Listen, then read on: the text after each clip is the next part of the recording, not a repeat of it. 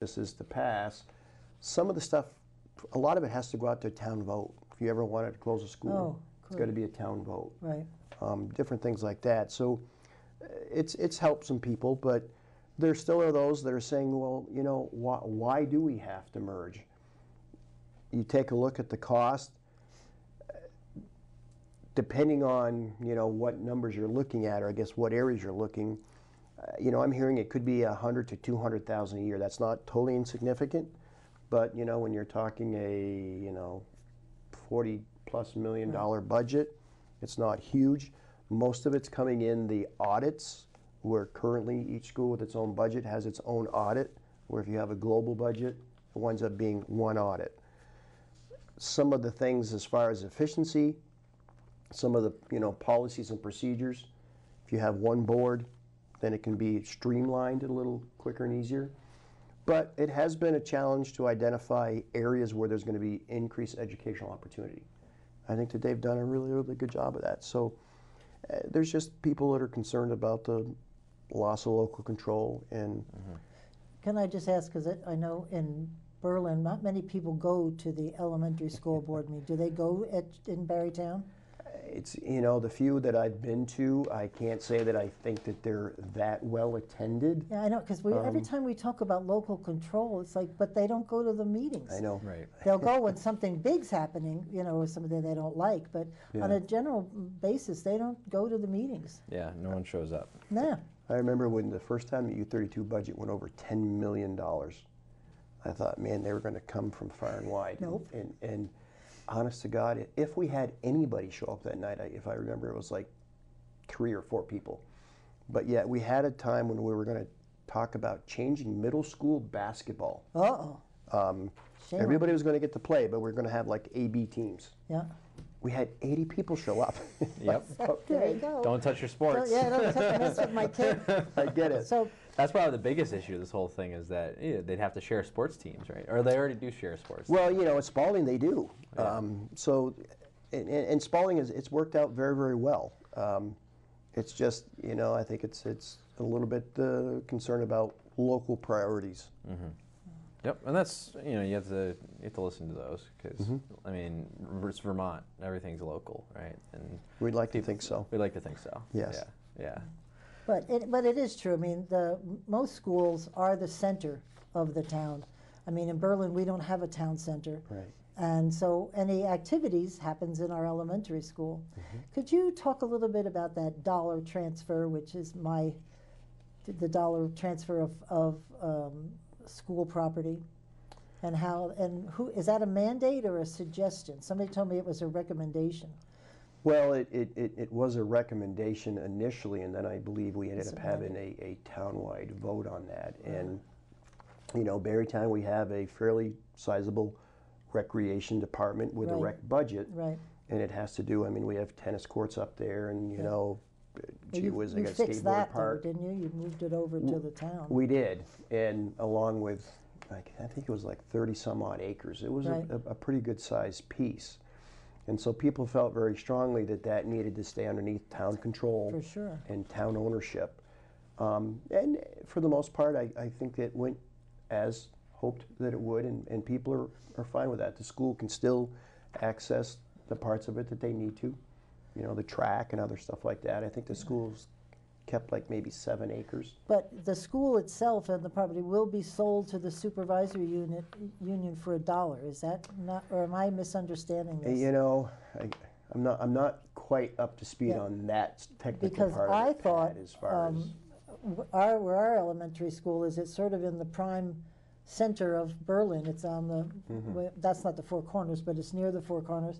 So if we have to give that up to the supervisory union for $1, and they can do with it anything they want, that's prime spot for us. And I was thinking that there may be some benefit in these unions, because that would free up land to be put back on the tax rolls. tax place, and just to let us do with it what we want. It was my understanding, actually, quite honestly, that the supervisory unions themselves couldn't own anything.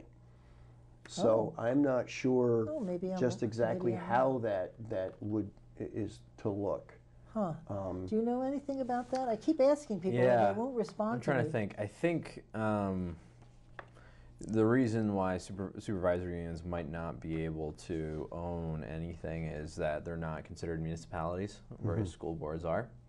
Oh. That may have been something that changed under Act 46. I remember there being discussions about that. Yeah, because that could be a lot of land going to a supervisory union when it should go back, in my mind, to the tax rolls. Well, and We, I've the seen, people, paid for it, I think. Well, there's situations too where they've sold it to the town, the building to the town for $1 to get around these mergers, so that the school district well, itself doesn't have that's any what Rob assets. said they did with the recreational fields. Yeah, which makes a lot of sense. Yeah.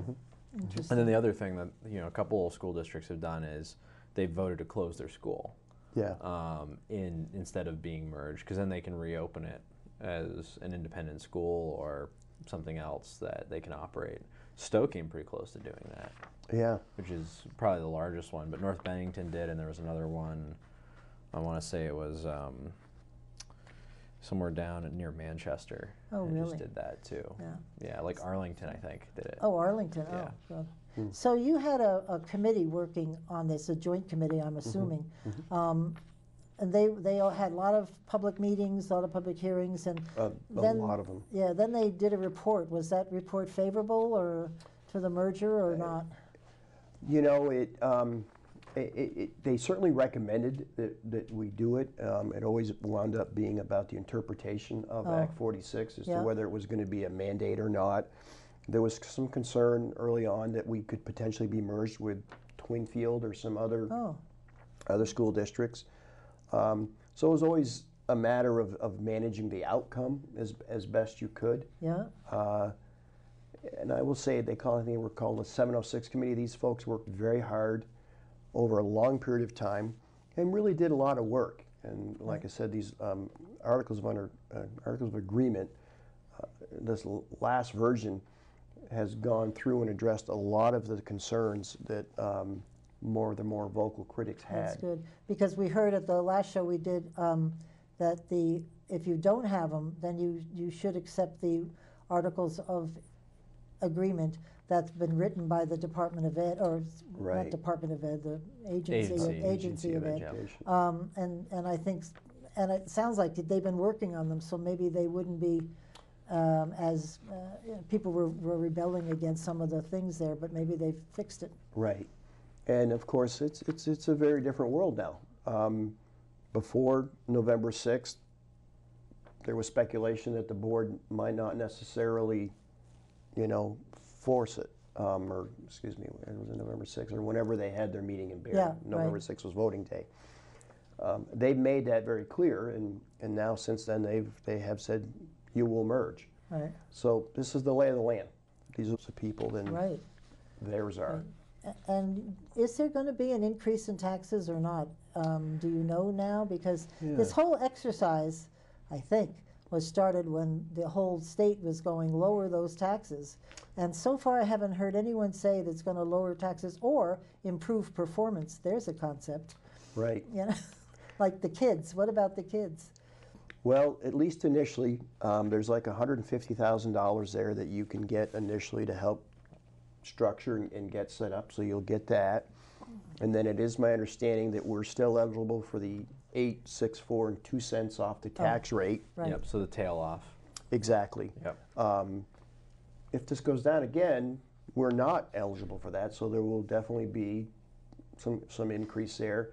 As far as just from the system being an increase, it's hard to say, Pat. I rarely have ever seen school budgets really go down much. No, they don't. anyway. Well, I think it's almost less increase is kind of the way it should be said. They call it bending the cost Yeah, curve. they're Yeah, bending the cost right, because they right. never really make it go down. They just make it go less than it would have been otherwise. Exactly. Right. So we've saved you 2 cents of the 7 cents that Yeah, right. it's going up. Right. Well, because they've calculated Berlin is 7 cents, going to go up 7 cents on the 100.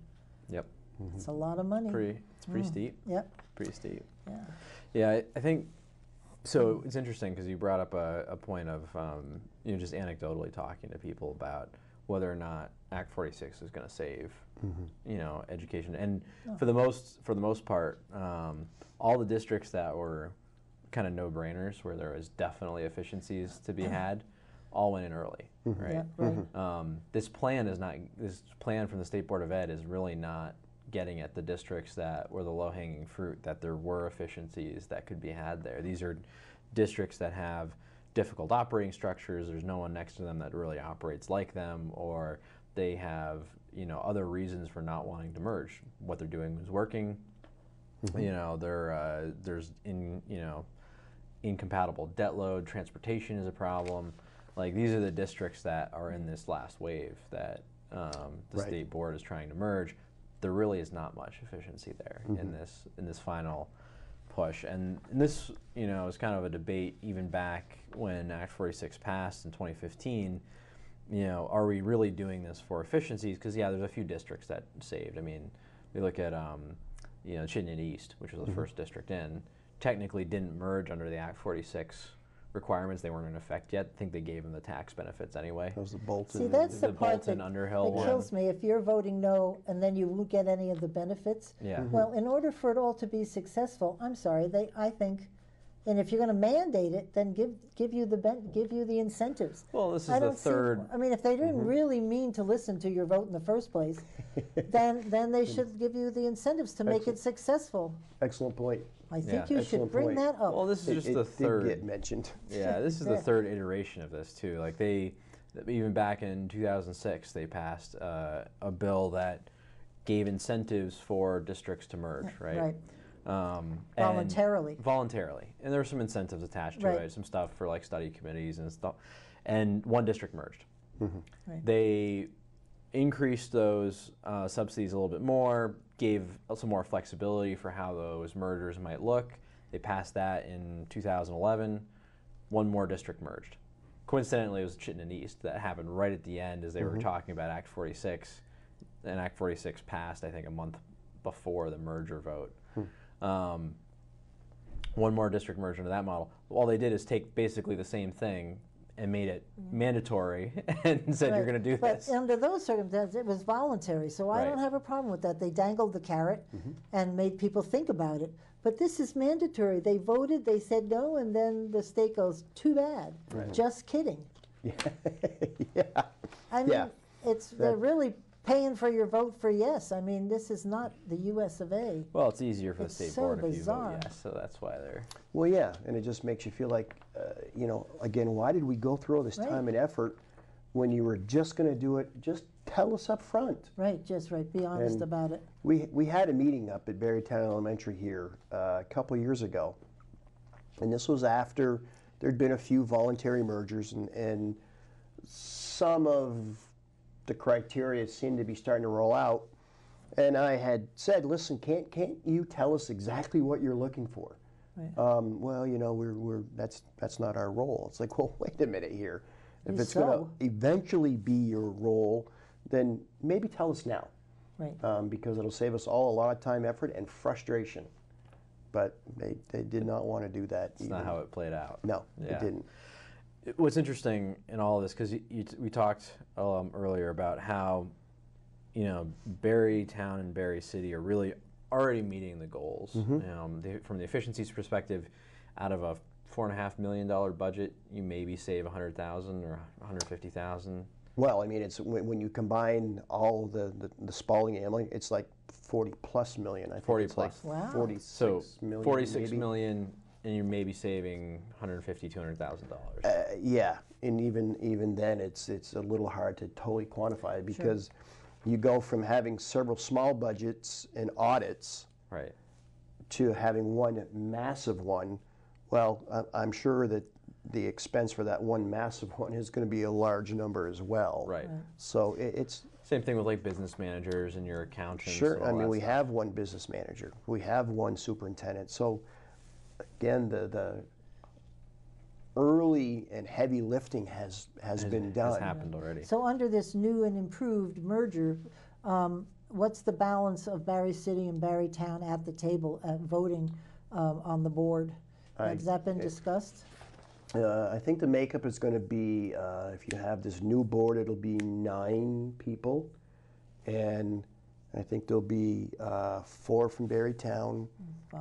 4 from Barry City, and then the 9th person would be like an at-large. Oh, okay, that so that's is- not so bad. Some of the other breakdowns aren't so positive for the smaller towns. Yeah. They, Well, they may that's- as well just not bother showing That's up. one of the bigger concerns, right? Is that You get overridden by you the get big overridden and you don't have any control. Yeah. And granted, you have a 3-year buffer built into Act 46 that can't close a school for 3 years, but that 3 years goes pretty quick, and then you're out to the wolves. Right.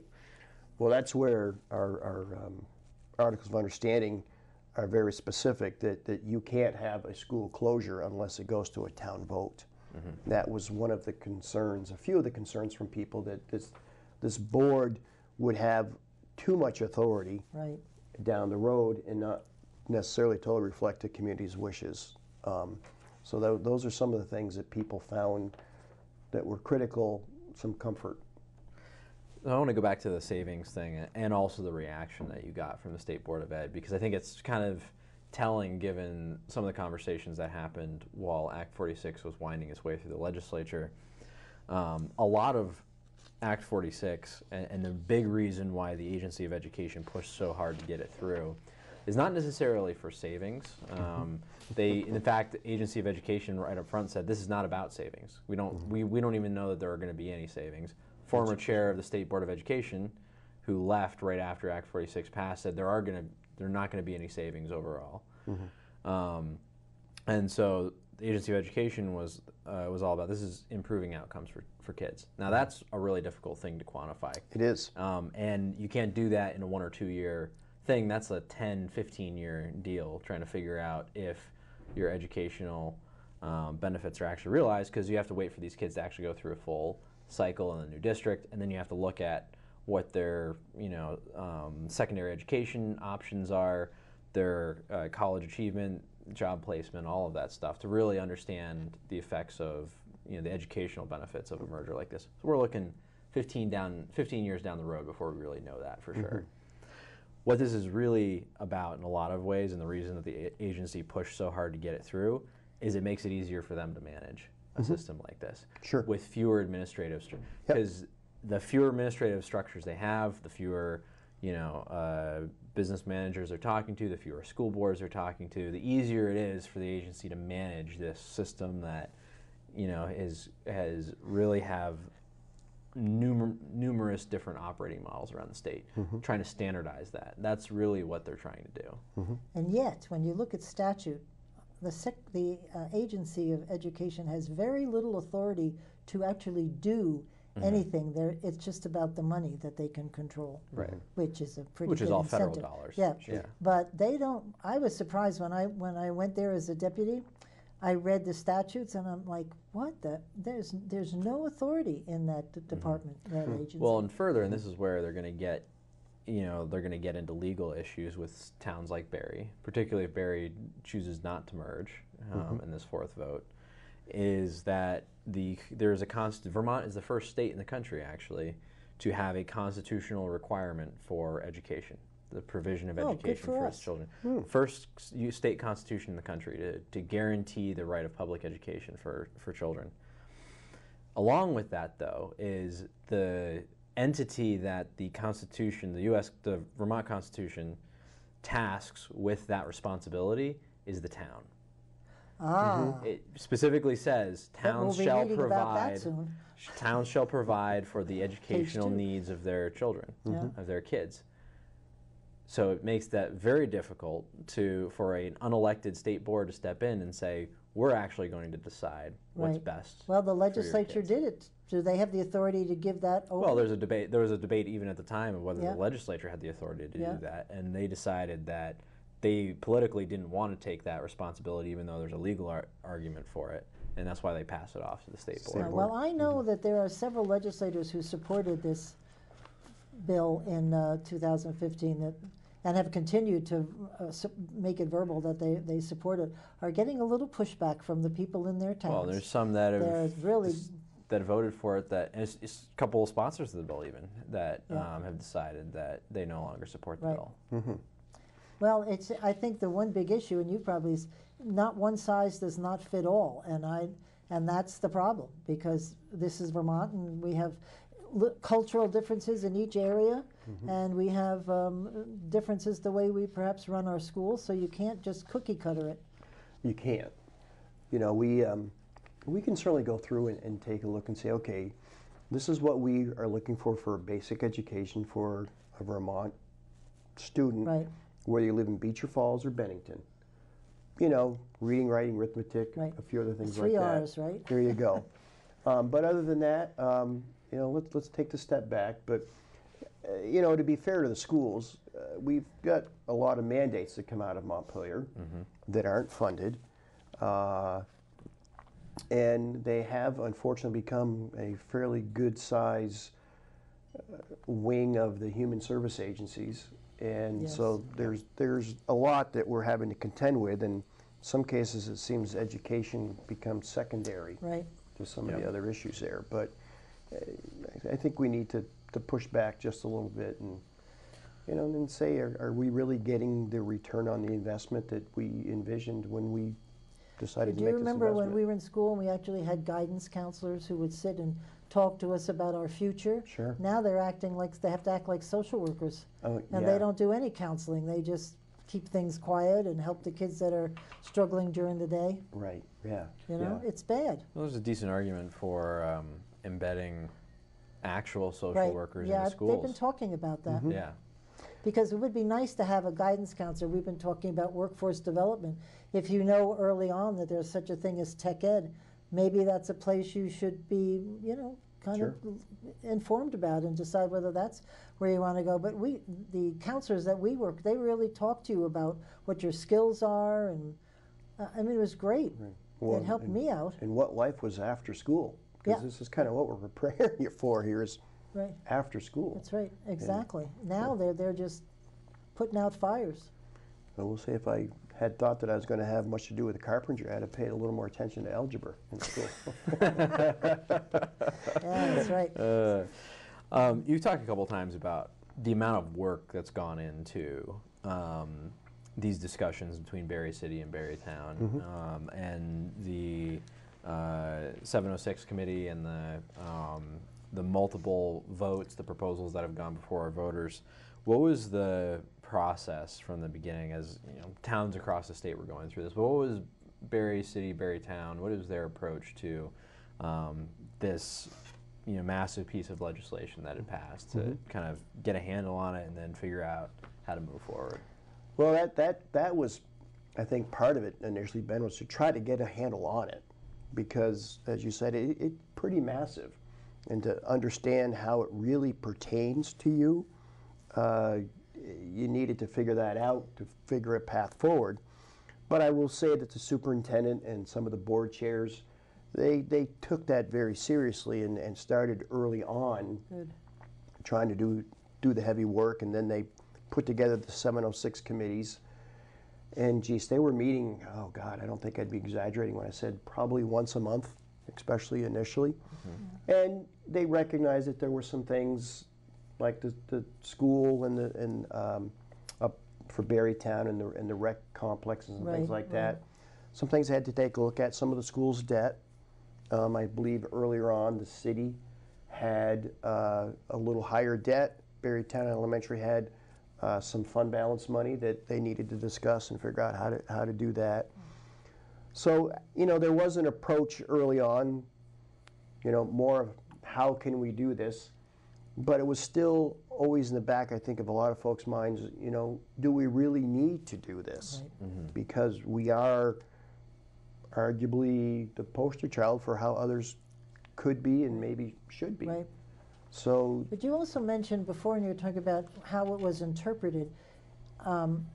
Is it up for interpretation? I mean, does that cause trouble? Look at him smiling. Apparently the State Board of Maybe Education so. doesn't Yeah, think so. Exactly. Yeah. Well, they have the state board, but is it up for interpretation the way it's written, or is it pretty clear? well, you know how that is. You've I been there, do. I Pat, just and put the you on three the of us can spot, look at sorry. language and Right.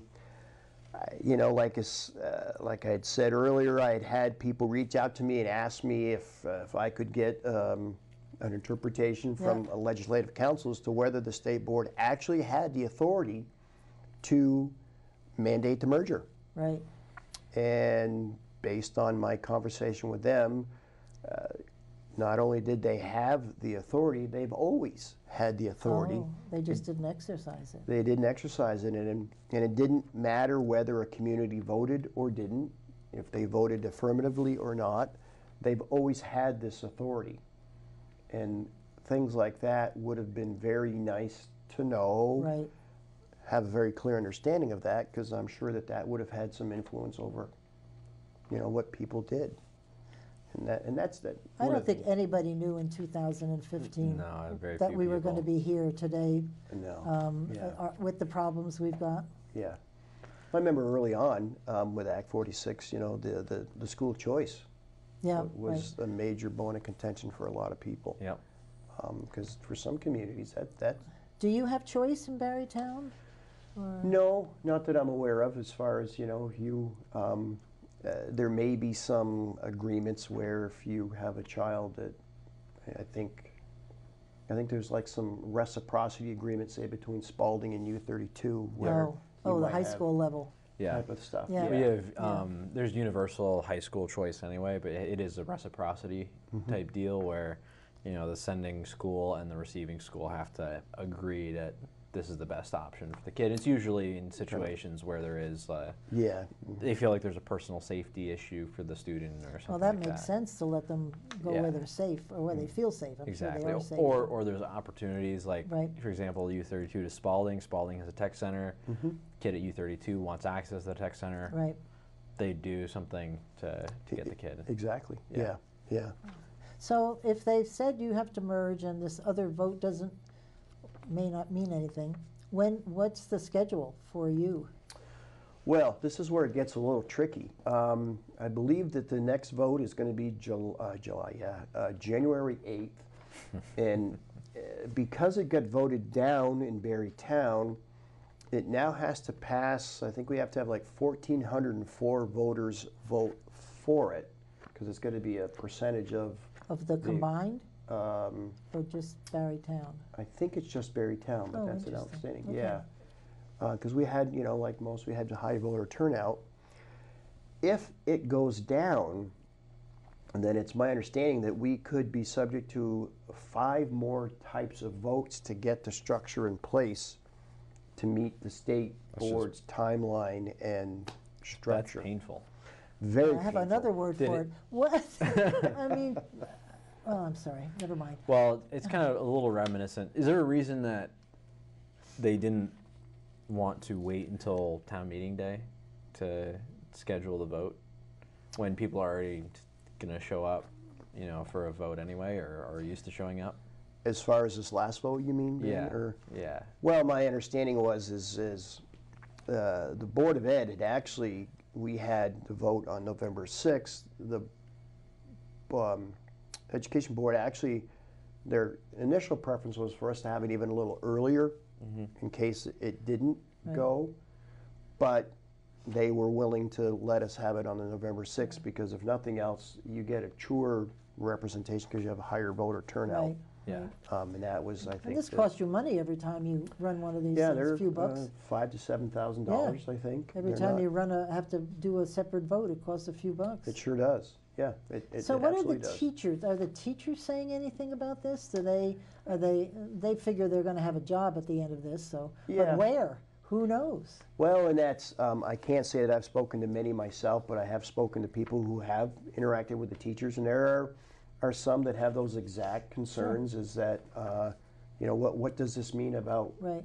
Where I'm employed and who do I work for? Right.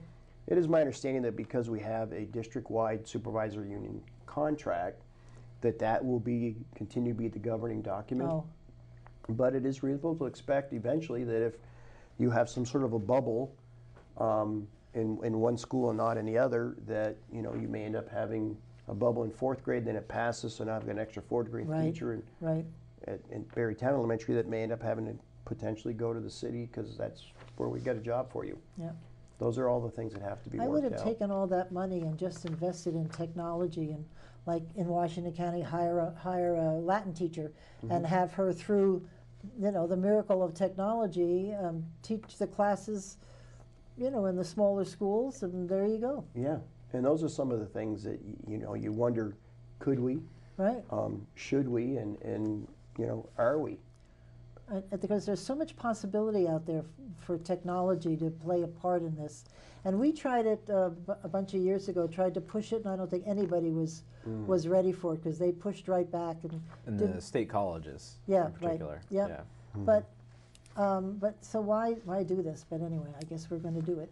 We'll find out. Yeah, I think that the board. I just think we were too established to change.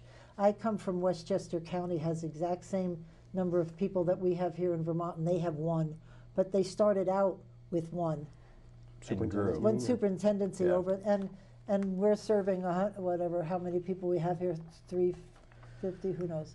But anyway, it was started out that way. I went to a school made up of 5 towns in high school, but we started out that way. We didn't have five high schools and Sure. then merged them. So they just thought that was it. I figured that's what I do. You get on the bus, you ride an hour and a half, and we didn't have the roads we have here and the storms, and Right. there's a lot to consider here. Oh, this is not the first consolidation effort that we've gone through in Vermont Right. No, either. but this one's happening. Well, this is the third one in 130 years.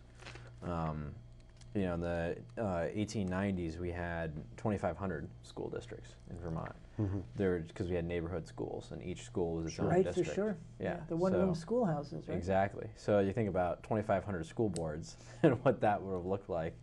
Like every other person in the state would have been serving on a school board, just about. Yeah. You know. Wow. And we went from that to about 300 school districts because we consolidated from individual schools to towns. And probably they fought that. And they fought that tooth and nail. That was a difficult process. I can understand. And then, you know, over time, those neighborhood schools went away. We have elementary schools, and then, you know, in the 1960s, the second big consolidation was Union schools. Union high schools, right? So you ended up with Spalding, you end up with Harwood, you end up with CVU, you end up with Well, U32. I think, U32, 69, Yeah. 70. all of those schools popped up, pretty successful. And overall. U32 works very well, I think. Yeah. I've been to more of their boards than I have the board meetings than I have in Berlin. The difficult part now is that, you know, at first it was neighborhoods and then it was towns, and now we're losing, in this third round of consolidation, we're losing that tie to the local community. Right.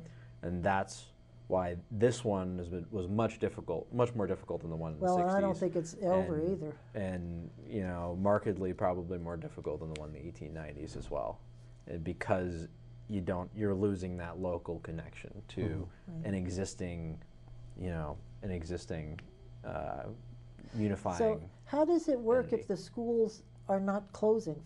Everything's going to operate the same except out of one supervisory union. Right. And if that works, would that just stay? That would answer everybody's questions. They just don't want their schools to close. Right, and that was never, ever on the table for us. I mean, both of our elementary schools are 700, almost 800 students each. Yeah. I think I hate to Spalding be is. stupid. Where are your 2 schools? I know where the one is, You got Berrytown Elementary up. by the town hall. Yep, just Yeah. before that on the And on where's the right. the other one? The Berry City Elementary is down off of South Main Street. Do you know where like Tucker Machine is? Yeah. Well, you take the turn right by Tucker Machine, and it's the brand new school. Well, brand new school, new school out back there. Oh. I always thought there was just one. Where have I been? Yeah. I'm gonna go check it out. Yep, and then you've got obviously you got Spalding. Yeah, where right, Spalding right, is. for And, sure. And they both the same size, the schools? They're pretty, because that one was pretty large, the one by the town hall. Yeah, no, but you know, Berrytown, it's a good sized school. I honestly can't tell you the square footage, but I know student-wise, they're very similar as far as numbers. I think the cost per pupil, they're within a couple $100 of each other per Interesting. pupil. So it's quite close. Right, good. And they're both pretty close to capacity too, so you couldn't necessarily close one school and move them all to the other one anyway. Yeah, no, Yeah. no. You know, when they were talking, I mean, not to pick on anybody, but say like you got Orange, which is 5 or 6 miles from Berrytown, it has its own school, and they consolidated with Washington and maybe some others. You know, you could have, I think, a discussion about, okay, should a smaller school like that, would you want to roll that into, Right. you know, like a Berry Town? Because there may be, I don't know what Orange is, maybe 80, 90 kids, I'm not sure. But Does Graniteville, where do they fall in?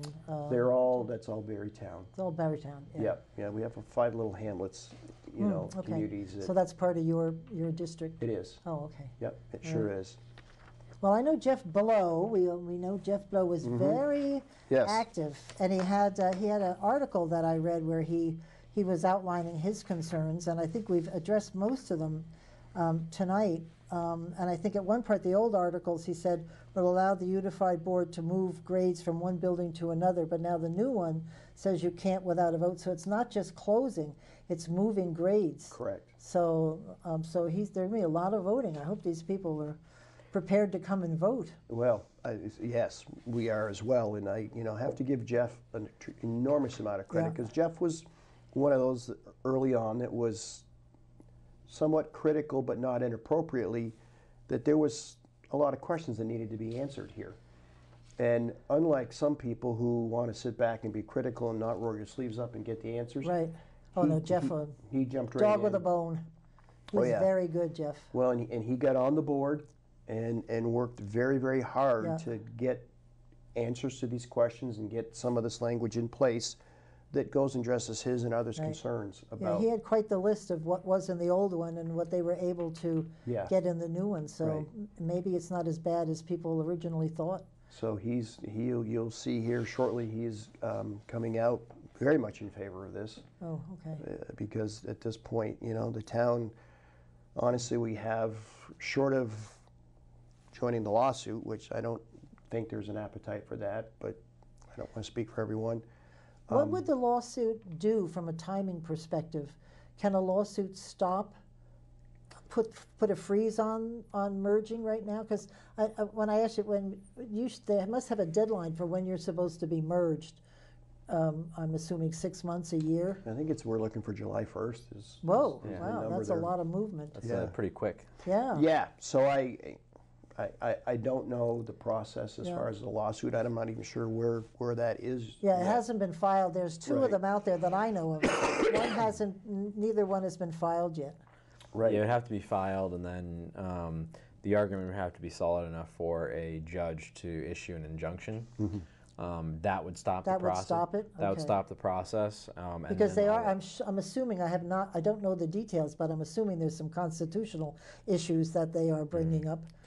Yeah, so that's part of it, and I think the injunction would have to be issued by a judge, and then that would allow that would stop the process, and then allow the lawsuit to play out. Okay, and which would all right. be a couple of years. Oh, well. And I think the board just met for their final time. Last week, right? Last Wednesday. Last Wednesday, was it? Yeah, I And- wanted to go so bad, and I wound up doing something else, and I was, Because I know Get that's when myself- they came out in the Holstow, Morristown, right. Yeah, Elmore. they were all there. Oh, they're all fired up. Yeah. Sure.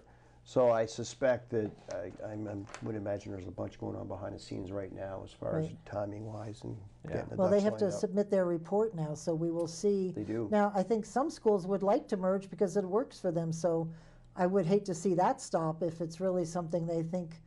And somebody told me, superintendent said, that this was one of the best exercises because we really stopped and thought about how we could do things better. And they haven't done that seriously, but that, you know, they thought that this was going to end sadly or whatever, and they've made some remarkable improvements of just kind of being back against the wall. They just did it.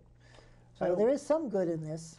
Oh, I think there is, and I don't think anybody would deny that we got kind of top heavy administratively. I remember when I was on the board at the time, because I was chair of Washington Central Supervisory Union, and at that time there was 63 supervisory unions throughout You are a Vermont. glutton for punishment, Well, sir. And at the time there were many school districts out there that had the entire student population of Vermont underneath one superintendency. Whoa. Now, nobody was advocating going from 63 to 1, but it could sort of make the argument that we do seem to be a little top-heavy administratively. We are. Yeah, We are. absolutely. Well, over because time.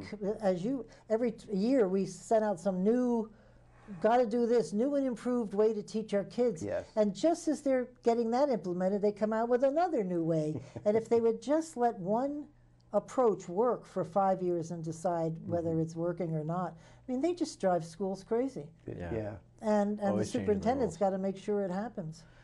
And I think one of the, so 63, I've looked at this too, the 63 supervisory unions, which is kind of comical because supervisory unions are really this loose administrative structure that sits between the school district and the state board or the agency of education. Kind of like mid-level managers, basically, are what they are, and mostly they exist originally for reporting purposes and for training teachers. Kind of the business end of education. Exactly, and there's really no reason to have 63 of them. No. No, and we're considerably less now, and I can't remember what it was, where we are now, because of course. Because there was a talk down to about low bringing them all 50s around now. the 14 different tech centers. Tech center and having the districts. tech center, which to me, I thought that was great. Yeah. The tech centers in the middle of these districts and have 14 of them, and that's Yeah. it. Because that at least to me makes sense. There's something that they have in common. Right. So, Something currently yeah, that they have in right. common together. So we have just almost run out of time. Did I tell you? It went fast. You did. Thank you very much Thank you for very much, coming. Ben. I Thank you. enjoyed it. Thank you, Ben. Thanks so much. Thank you Appreciate it all very for much. tuning in. We'll see you next week. And in the meantime, keep listening beyond the soundbites.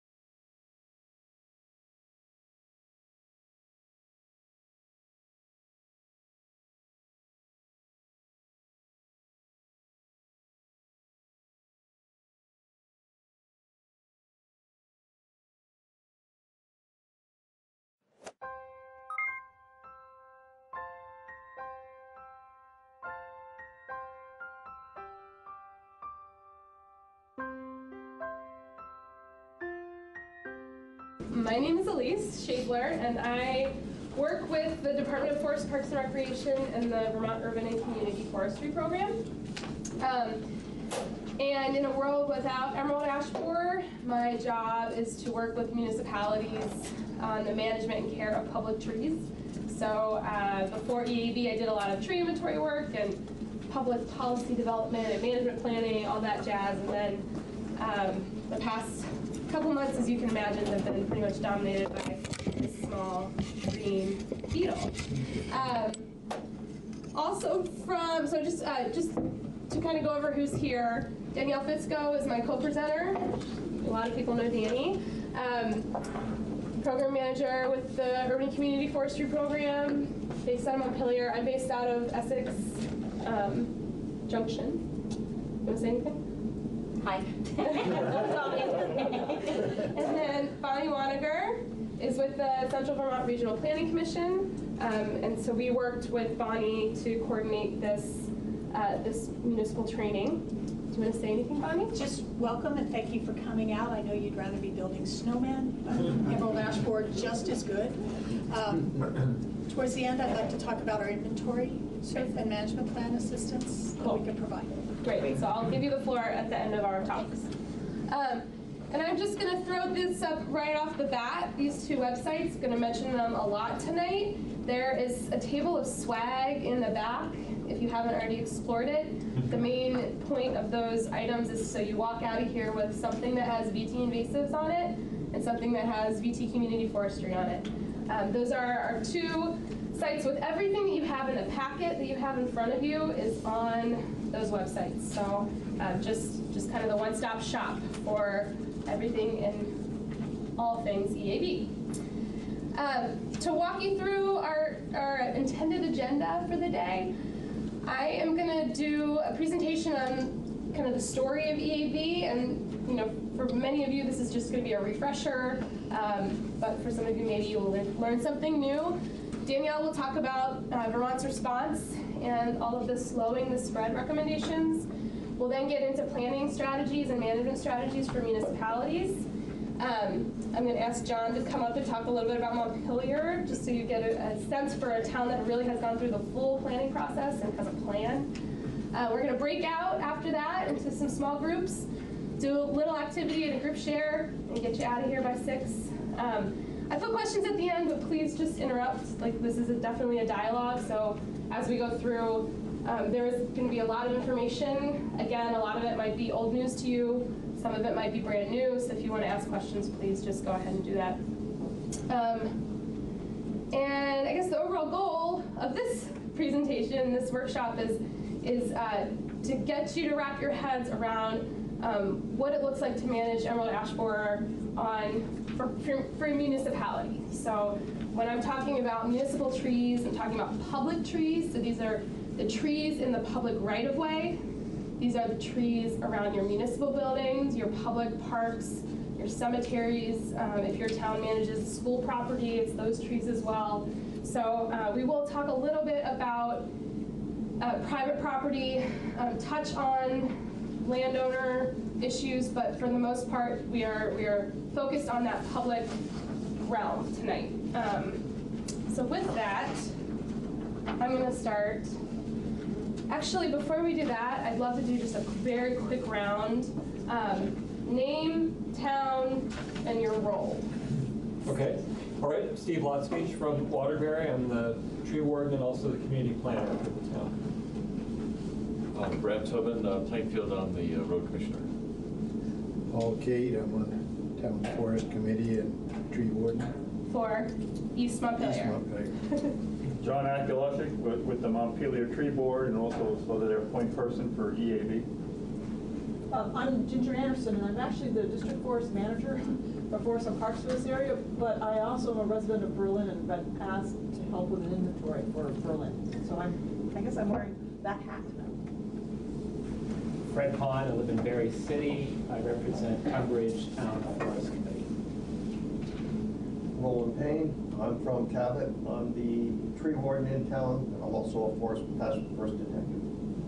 Yes, if you're a first detector, let us know. John, you're also. Yeah. I'm Otis Monroe, Southern Windsor Regional Planning. I usually do emergency management for them, but they sent me to learn about this, but I didn't have anyone who's done it. So.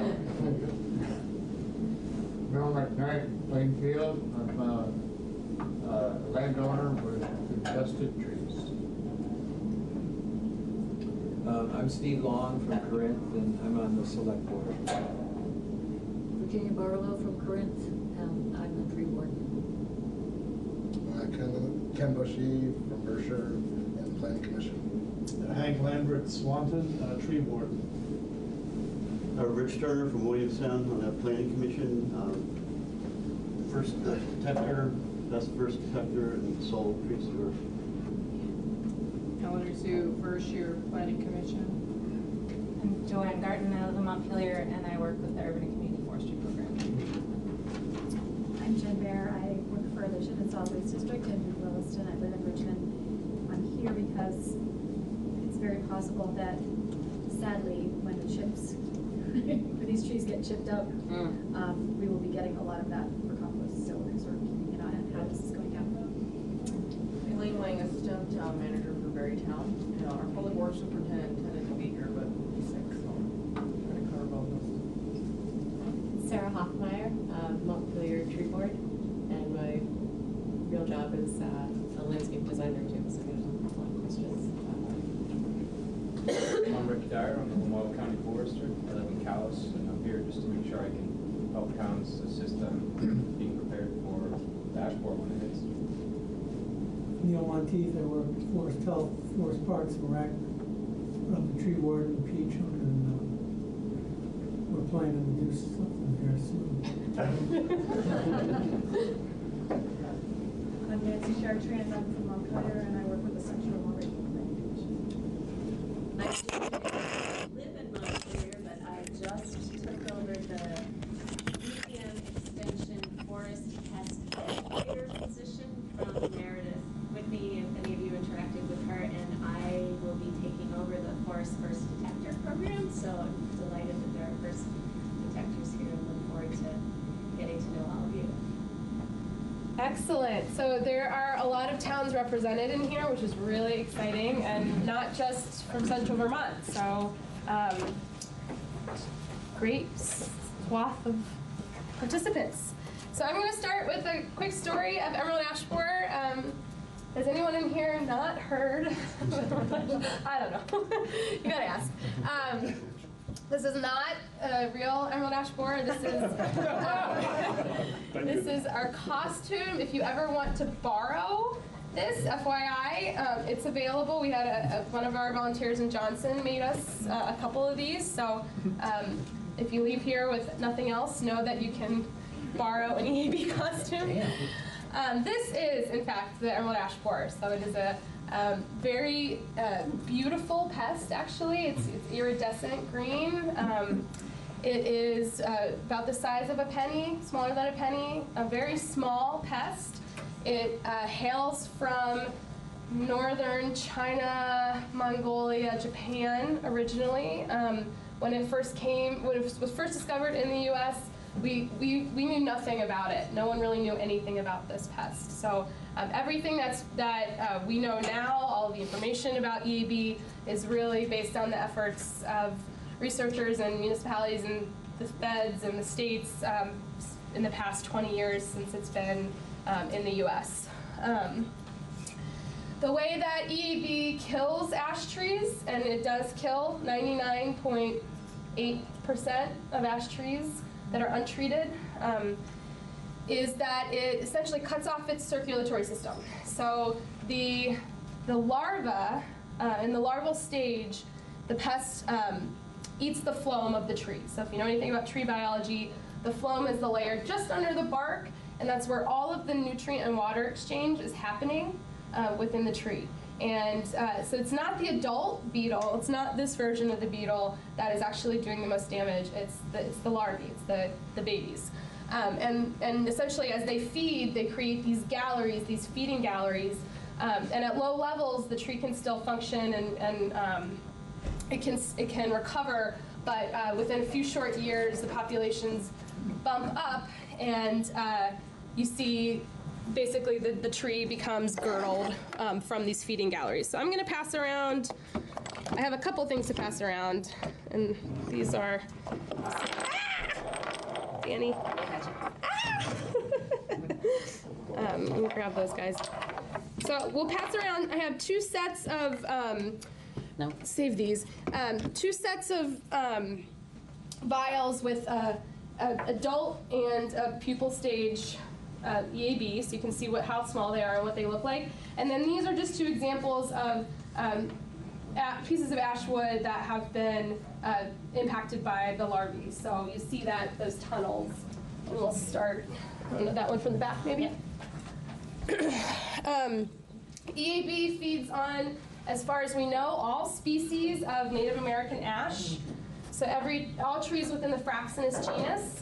That's about 16 different species across the United States, but in the Northwest we have Northeast. In the Northeast we have three major ash species, the green, the white, and the black ash. So in Vermont, those are the three we're really talking about that are going to be impacted, and EAB will attack all three of them. There is another tree that is just worth mentioning that has been found to be a host for EAB, and that's the white fringe tree, which is a Chionanthus. It's a small ornamental tree that we don't really find planted much in the landscape in Vermont. It's not hardy for most of our climate, so it's more of an issue for like the mid-Atlantic states. That's a tree species that's often planted as an ornamental in yards, but just so you know, there's one other host species that we know of, and that's the fringe tree. To kind of walk through the life cycle of the beetle, this is obviously again an enlarged view, but the actual pest is, as you're all seeing, really, really tiny as in the adult stage. In the summer, in the late summer, the adult beetles, after eating the leaves of the ash tree, the females will lay their eggs in the little grooves in the ash bark. And then the larvae, when they hatch, they will burrow into right underneath the bark, and they feed as they grow, creating those galleries.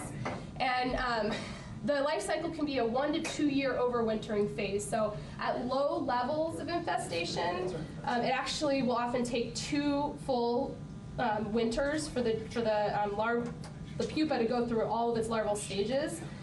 But when the population levels are higher, that shortens. So it's a 1 to 2 year range. Once you have high population levels, you're really seeing that 1 year overwintering. When the larvae is ready to come out of the tree, it exits through a D-shaped hole, which we have some examples of what that looks like. And if you've been around long enough talking about EAB, we used to really say, look for the D-shaped holes, but as you'll see, they're really, really tiny. They're about 3 millimeters across. And they're not outlined in red. And they're not outlined in red. So they are really hard to detect. Compounded on that, EAB will often start infesting at the top of the tree in the canopy. And the reason we think that is that the adults are eating the leaves in the canopy, and when they mate and the female wants to go lay her eggs, she's just walking down the branch, finding a place on the main stem to lay those eggs. It's not until the population levels increase enough that there's not enough space, or there's not enough food for the larvae up top, that they'll start to migrate down the bowl of the trunk. So once you're seeing those D-shaped holes at the base of the trunk at eye level where you're standing, it's likely that that tree has been infested for quite some time. Yeah, so that's kind of the life cycle. It is the life cycle.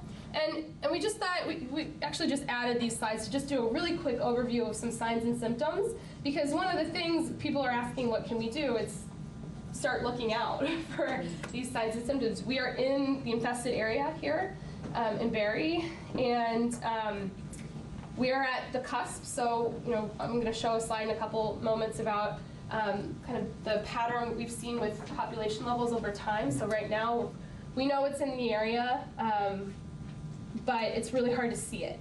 So, so things that you can be looking for, the biggest indicator that's been really helpful in you can see this from the highway if you're training your eyes to it, is this woodpecker flecking.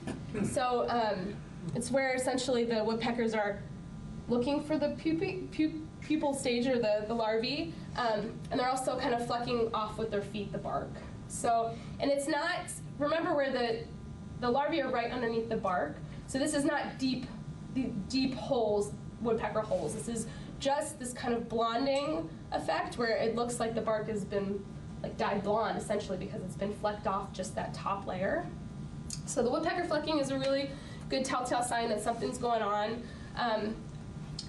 Elise, before you move on, can you mention the other finding in Vermont for quite some time, and I might even ask Danny and Neil and Ginger if you guys know. We know we have ash yellows, which is a bacterial issue.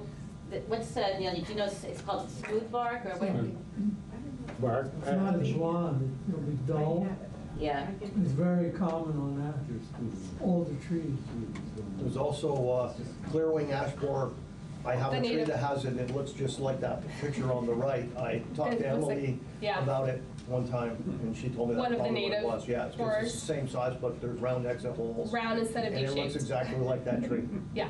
What's So, it called? The clear wing ash borer. If you actually peeled the bark on that, It's a you would native not see those species. S-shaped galleries for that, Okay. but we get a lot of calls about that. Yeah, this is all, I was just out last week doing the delineation survey up in Milton for the new find up in Grand Island County. And we drove all the roads in Milton in a day, just scanning the roadsides. And there's just a lot of crappy looking ash, but there were very few that had more than one of these signs that we felt we needed to flag. So just to walk through them again, the flecking, right now obviously we can't see the canopy because the leaves are off, but thinning in the canopy, bark splitting, yeah. So woodpeckers don't do that for other bugs? They do. If there are certain borers that bore deep into the wood, so you would see like a bigger hole that's going versus kind of more this surface level like scraping off of the bark.